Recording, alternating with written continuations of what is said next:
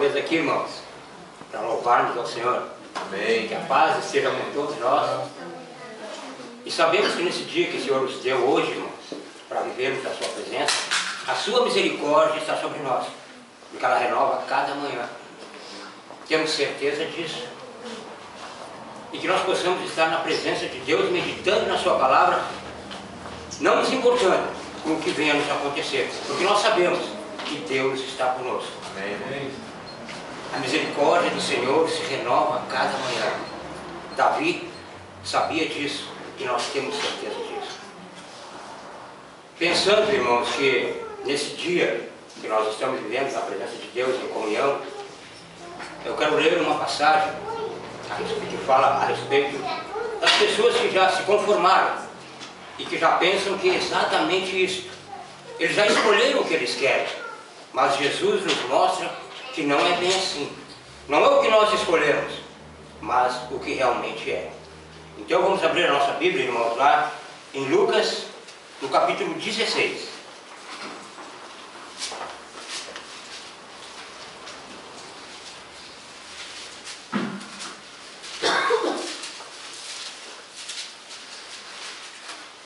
A palavra do Senhor, irmãos, ela é luz para os nossos caminhos e lâmpada para os nossos pés. E é pela palavra do Senhor que nós andamos neste mundo de escuridão. Não está mais aqui, mas essa escuridão que no momento em que Jesus foi crucificado e que ficou sobre a terra, é trevas. Agora trevas, irmãos, se nós imaginarmos, nós não enxergamos 1 centímetro na nossa frente.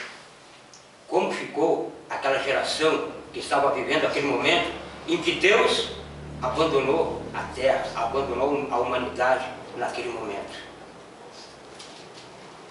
Capítulo 16, no versículo 19, fala uma narração a respeito de um homem muito rico e de um homem muito pobre, mendigo, que nos dá a entender a situação que nós vivemos aqui nesta terra.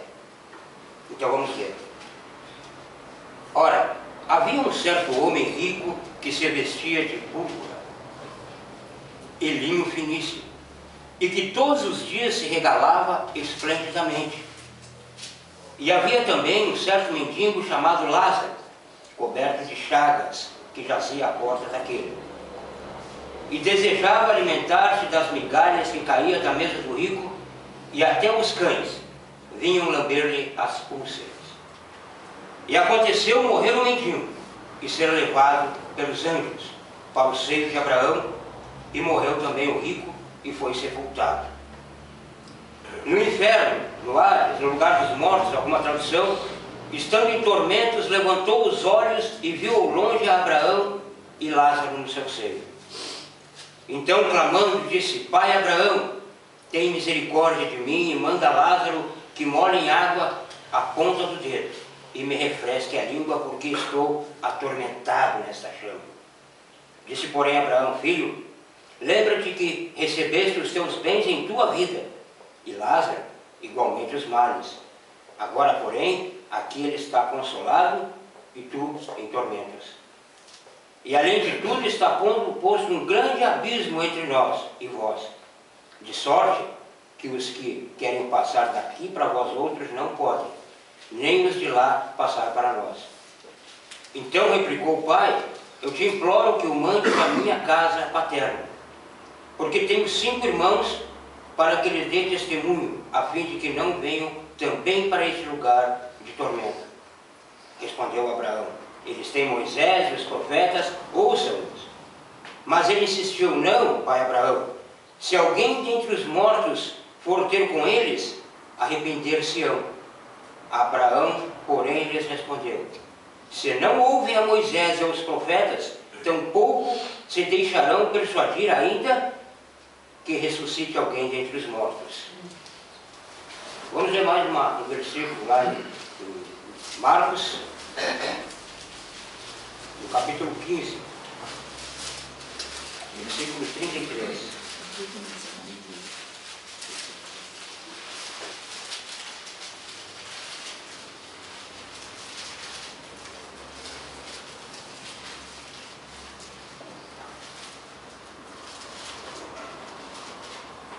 Algumas traduções que estão na linguagem de hoje, né, mais claro.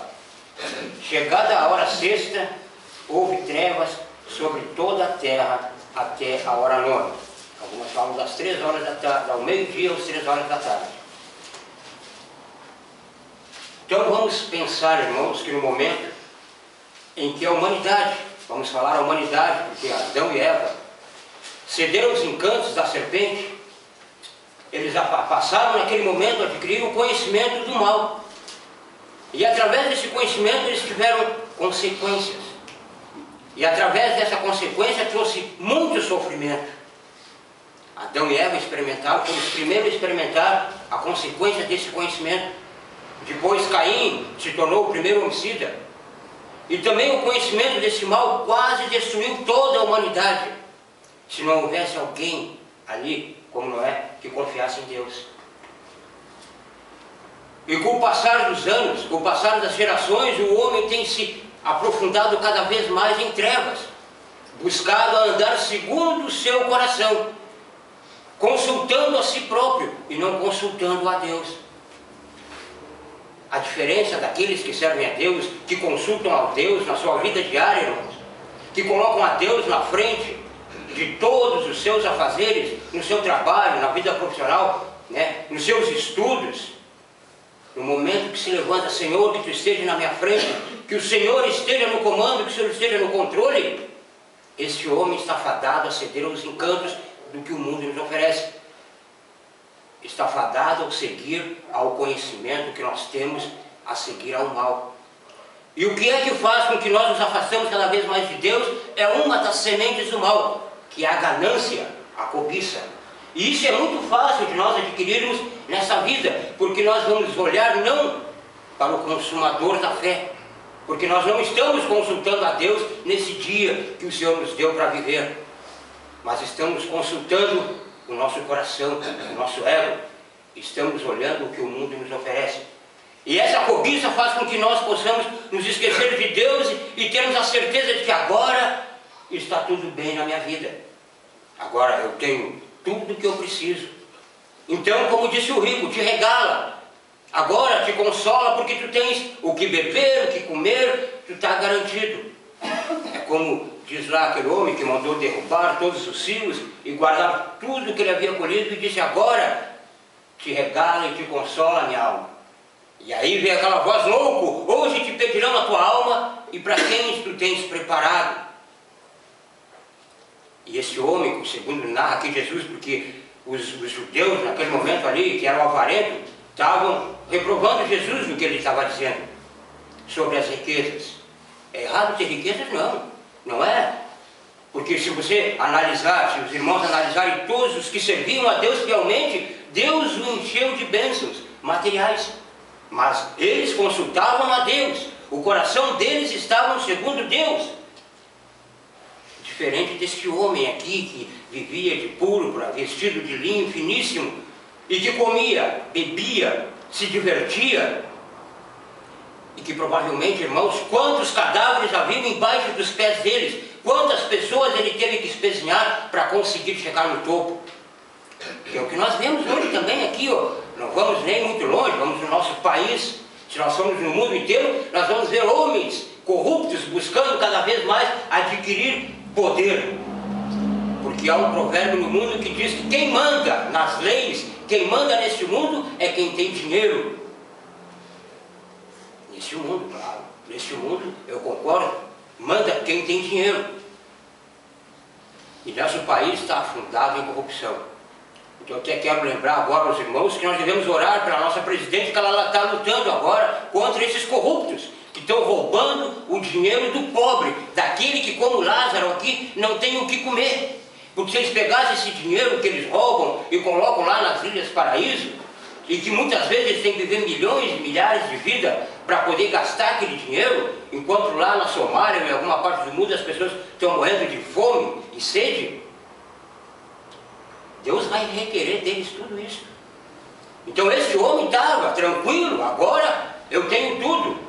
E aquele coitado que estaria tirado e que os cachorros na mesmarida dele, não vou me importar com ele. Por que eu vou me importar? Porque eu já tenho tudo o que eu quero nesta vida. Mas ele se esqueceu que, assim como Lázaro, ele também morreria, porque lá no começo, Adão e Eva adquiriu essa condição para nós, de morrermos fisicamente. E o rico morreu, como Lázaro. A diferença foi que ele foi levado ao seio de Abraão. Lá ele estava sendo consolado, por quê? Porque ele sabia para onde ele ia. Porque ali onde estava Abraão, Moisés, os profetas, os apóstolos e todos os que venceram as tribulações, estavam felizes porque sabiam que iam para junto de Deus no momento, no dia do juízo final. Essa era a alegria e o consolo que Lázaro estava sentindo e que Jesus queria que aqueles judeus avarentos soubessem. E que todos os que são avarentos saibam disso também, aqueles que colocam o seu coração nos bens materiais e não consultam a Deus para conduzirem as suas vidas. Lembram, irmãos, que lá na cruz, quando Jesus morreu, a terra ficou em trevas. Naquele momento ali, a humanidade, naquela geração, sentiram a total ausência de Deus. Tenho certeza que muitos pediram misericórdia a Deus. Pediram que Deus tivesse misericórdia e os ajudasse a entrarem no reino da glória e que os salvassem e que os tirassem daquela situação. Porque ali estava a dificuldade. Ali estava o temporal, ali estava a ventania, ali estava a casa destelhando, ali estava fios caindo e tu estava aterrorizado e pedindo: Senhor, Deus, me ajuda, não me deixa morrer. Nesse momento a gente se agarra em Deus, a gente se lembra de Deus, por quê? Porque nós temos a existência de Deus, nós temos Deus escrito em nosso coração. Ninguém precisa nos dizer, nos falar a respeito da existência de Deus, porque todos os homens sabem da existência de Deus, sejam eles maus, sejam eles bons, se é que existe bons nessa vida. Não há nenhuma diferença para o mal, para o pior assassino, que pode praticar coisas boas, ou aqueles para que se julgam bons e que vão fazer coisas erradas. Porque Deus coloca o sol, coloca a chuva, a sua misericórdia, todas as bênçãos nessa vida Deus oferece ao homem, sejam eles maus ou tipo bons. Mas vamos nos lembrar de uma coisa, irmãos, que nós vamos morrer, passar por esse cálice da morte fisicamente, ainda. E Deus está nos oferecendo a salvação hoje, porque nós ainda temos essa oportunidade de aceitarmos a salvação. E mais uma das coisas que Deus tem nos oferecido hoje. E muitas pessoas têm se acomodado, com muitas pessoas que eu tenho conversado por aí, eles dizem: não, o inferno é aqui. Aqui a gente faz e aqui a gente paga. Mas se aqui é o inferno, então é por isso que todo mundo quer ficar no inferno. É por isso que muitas pessoas, eles pegam e criam ideias, criam doutrinas dizendo: olha, tu pode fazer tudo o que tu quiser, tu pode matar, roubar, estrupar, destruir, fazer o que tu quiser, porque a tua família depois vai lá acender uma vela e tua alma vai para o céu. E essas doutrinas demoníacas que eles têm feito para iludir a humanidade a respeito do verdadeiro inferno, aquele inferno criado pelo homem, há uma diferença. Lembram-se que lá a terra ficou em trevas e uma completa separação, uma completa ausência de Deus naquele momento. O porquê que Deus se afastou da humanidade naquele momento em que o filho dele estava sendo humilhado, martirizado pela humanidade? Na minha precária mentalidade, eu posso pensar que Deus pode ter se afastado como pai, quando pega um filho, se afastado para chorar ou se entristecido. Mas ele voltou e disse: ai daquele que pisotear e renegar os sacrifícios do meu filho, porque eu vou matá-lo e jogá-lo no inferno. Porque este poder pertence a Deus, e Jesus deixou claro isso, que não tema o homem que nada pode te fazer, mas tema a Deus que pode te tirar essa vida que tu tem aqui, ó, e ainda te jogar para longe dele, te afastar eternamente da presença dele, e que agora tu não vai ter esse sol sobre a tua cabeça, e nem a chuva, e nem o ar que tu respira, e nem a saúde que tu pode trabalhar e buscar o teu pão de cada dia. O rico morreu e depois ele viu a situação que ele se encontrava. E viu a situação que Lázaro, aquele que estava, a humanidade, aquele que consulta a Deus, aquele que anda segundo os preceitos de Deus e que muitas vezes parece que não consegue adquirir bens materiais. Parece, irmãos. Porque Jesus não veio para nos oferecer bens materiais, Ele não veio para nos dar o mundo, Ele veio para nos dar a salvação de nossa alma. E é isso que nós temos que buscar, a salvação de nossa alma. E lembre-se de uma coisa, se a tua fidelidade diante de Deus for sincera, porque Deus conhece o nosso coração. Não adianta nada eu pegar e dizer, não, eu tenho aquela falsa humildade, aquela falsa aparência, que eu estou enganando alguém. Não, Deus conhece o meu coração e Ele vai me encher daquilo que está no meu coração. Nós temos que pensar cada dia que Deus nos dá, como é que eu estou hoje. Examine-se a si mesmo, disse Paulo aos Coríntios antes da ceia. Qual é o meu relacionamento com Deus hoje? Eu tenho colocado o Senhor na minha frente? Eu tenho deixado que o Senhor conduza a minha vida? Eu tenho dito, Senhor, Deus, Tu estás no controle? Muitas vezes a gente se pega, irmãos, praticando algumas coisas que a gente fazia quando estava lá no mundo. Mas com uma diferença, se nós aceitarmos a correção do Espírito e dizer, tu está vendo, Giba, o que tu fez? E tu te arrepender, tu não endurecer teu coração, Jesus faz morada na tua vida e tu consegue andar na presença de Deus. Mas se tu te conformar como tu fazia no mundo, uma coisa natural, roubar, matar, mentir, destruir, tirar o que é dos outros, cobiçar o que é dos outros e não te arrepender por causa disso, isso significa que tu não és mais filho, mas bastardo. E todo bastardo é aquele que não aceita a correção do Pai. E no caso nós como os filhos de Deus. O rico estava em tormento, porque agora ele sabia para onde é que ele ia. Ele não ia mais viver regaladamente com todos os bens que ele tinha, porque como disse Abraão, tu já teve lá na terra todos os bens, todas as regalias, tudo que tu lutou, tudo que tu queria, lá na terra tu já conseguiu. Agora tu vai ser atormentado. Agora tu colheu o que tu conseguiu plantar lá.